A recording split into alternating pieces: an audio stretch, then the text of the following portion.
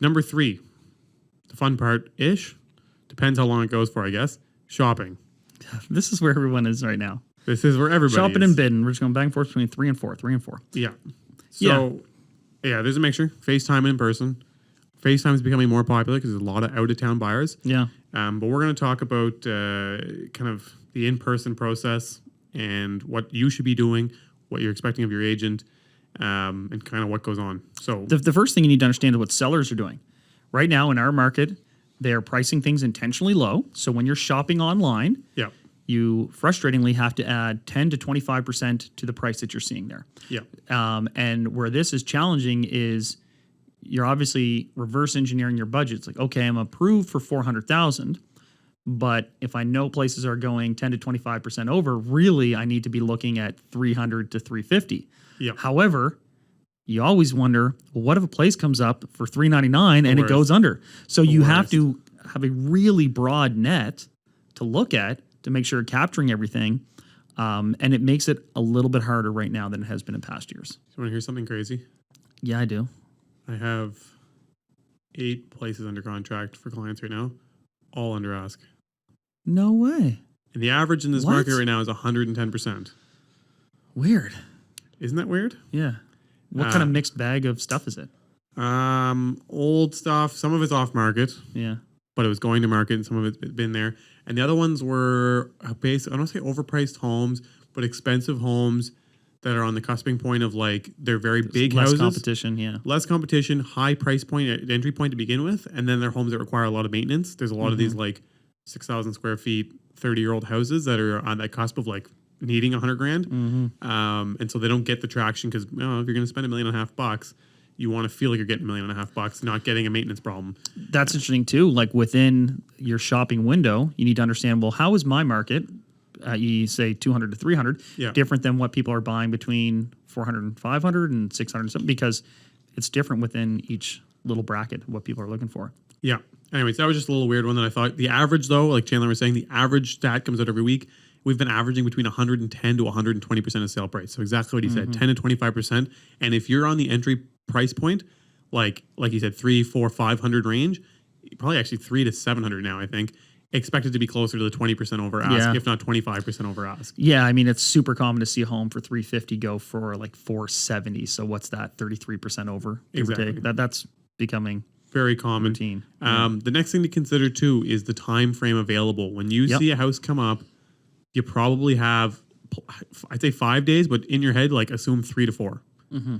So now that doesn't mean talk to your realtor that night 14 times and say you have to get in the next day. Tell your realtor that you want to get in and make sure. That sounded really personal, Neal. Yeah.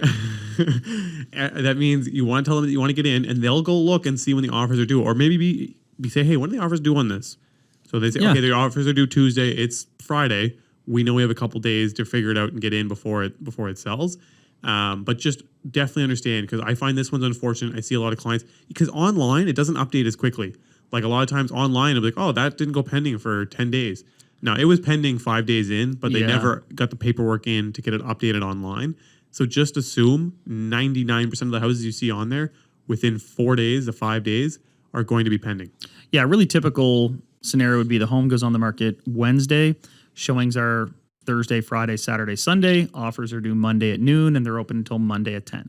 Yep. And there was an issue where listing agents were saying, hey, we're not looking at offers until Monday. And then someone would submit what's called a bully offer and go in early and mess the whole thing up if the seller accepted.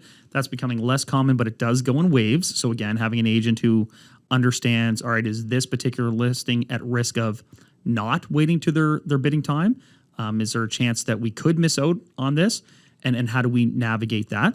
Yeah. But you're right. A good question when you see a property come on is to ask your agent, when are offers due for this property? And are they holding offers for sure? Yeah. And then when can we see it? The other thing to realize, and I know this sounds like a given, but I had this come up with a client the other day.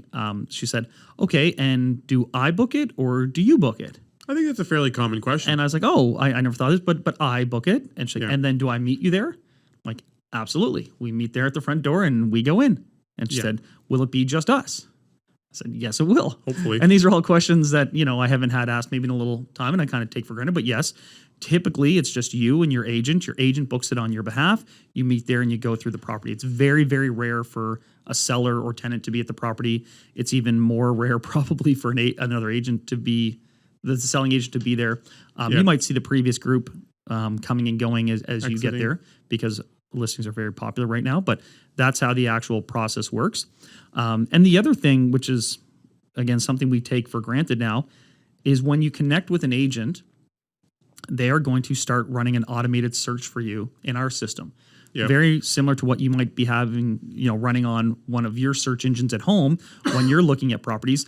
They are going to set you up on that as well. So you've got this kind of platform that you're getting notifications like, oh my gosh, this new property came out, and then you can contact your agent and all that good stuff. Yeah, no, I think you covered everything there. I think and the other one, like picking people up, I think that might have been a thing that did more frequently in the past. COVID kind of iced that all together.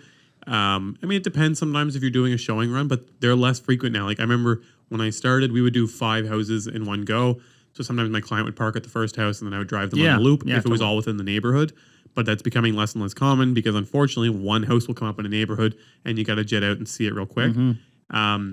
The other thing I would say for the shopping process is, again, don't get discouraged because you can go through a fair number of homes.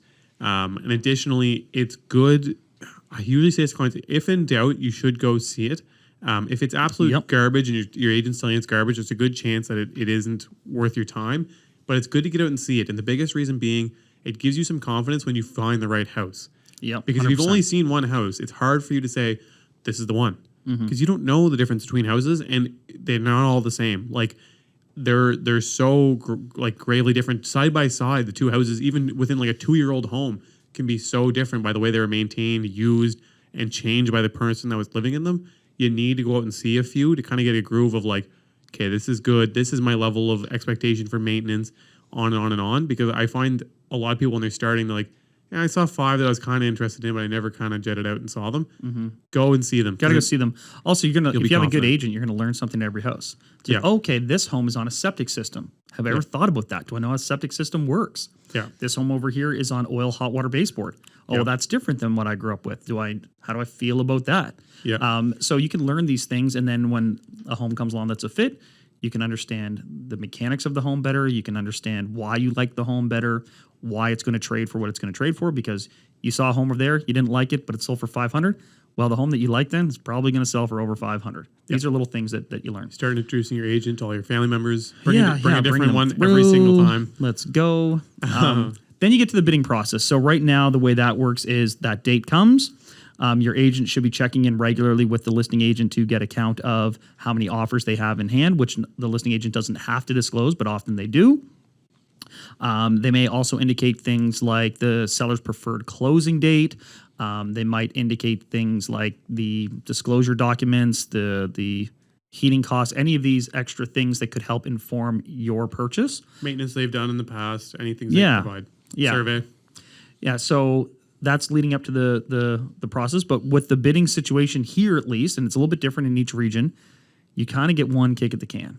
You bid, and then everybody else in the province at the same time writes their bid. And then you wait for your rejection. Usually they come 3 to 4 hours later. It's gotten bad. Like a couple of agents recently have done their rejections via this kind of online booking platform we have, and unfortunately, not everyone gets the notifications. So it's been hard to even know sometimes with 20 offers as a listing agent. They're trying to email everyone back, and then they miss you. And all of a sudden, like, you're there sitting by the phone waiting to hear about your offer. And so is your client. Yeah. But so to continue what you're saying, so Chandler was saying, then you make a bid and you get one kick at the can. And why that's important to consider, I find, I'm sure you do too, a lot of clients, if you're out there thinking about it, you're like, I'd pay $600, but like I'm just shooting it, maybe I'll do $590. And then you see it sell for $595 and you're like, I would do $600. And you're like, you missed the boat. Sailed. The ship has sailed. You need to go to the absolute top that you're comfortable doing on that home. And this way you'll have no regrets on doing it. And if you get into it and you find the house isn't as maintained as you thought it was, then you can re-review things at that point in time, assuming you maintain an inspection clause. Well, and let's talk about that, because right now, as I alluded to earlier, a lot of people are taking some conditions out of their offer. Yeah. So we're going to talk about the conditional period here in a second, but when you submit your offer the price is the big one. The Yep. closing date is important as well. Yep. There's a deposit that's submitted once your offer is accepted, and that's held in trust with the seller's brokers. That counts towards your down payment. Yep. So the bigger deposit sometimes shows your financial strength. But your main conditions are financing and inspection.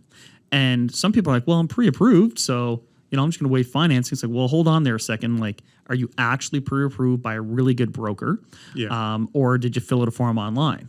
Because Yeah. those are very different things. Yeah. But maybe you feel super confidence, a high level confidence in your financing, and you remove that clause. Yep. That shows some strength, saying, hey, our money is so good, we don't even need to worry about that. Then you have your inspection clause. So the first thing that's noteworthy is just because you take an inspection out of the agreement doesn't mean the seller can just hide any deficiencies. The seller is still obligated to disclose any material defects, right? If they have a leak in the basement and they know of it, they have to disclose it. The challenge is, oftentimes the seller doesn't know. And by removing your inspection clause, you don't have that unbiased third party, well, they're biased in your favor, representing you to go through that home and inspect it head to toe. So what are you seeing out there? People waiving that? Now, like you were saying, now people are starting to waive their clauses. Financing, I see a lot of people waiving that one. I Yep. see a lot of people want to maintain an inspection clause for a lot Yeah. of reasons, especially where we are. Obvious reasons too. Obvious reasons. And where we are, a lot of homes are older. So there is a lot of little random issues that do come up, and we have a lot of old electrical and plumbing and et cetera, et cetera. But now clauses are starting to pull back. But one way to consider it, and this is one of my clients said this, I was like, you're going fully unconditional on a house that's X amount of dollars. You're okay with that? And he said, in my head, I've just come to grips with the fact that I have to spend this much on maintenance. He goes, so I said, I'm going to bid this much, and worst case, I'm going to spend another $25,000 to fix anything that could possibly come up that I can't see in my walkthrough. Yeah. So, and that's something to consider. I don't think it's obviously the best way of doing it. But And it's that's not a what fit for everyone because some people just don't have that cash. and that's what I say. It's not for everyone, but that's sometimes what you're up against now.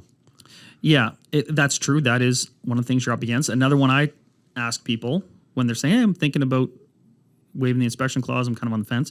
Well, one, I re-go over everything that we talked about in the home. It's like, well, remember how we said some of those windows are getting a little small or getting a little bit old, I should say. The deck at the back, you are probably going to replace that in the next 2 or 3 years.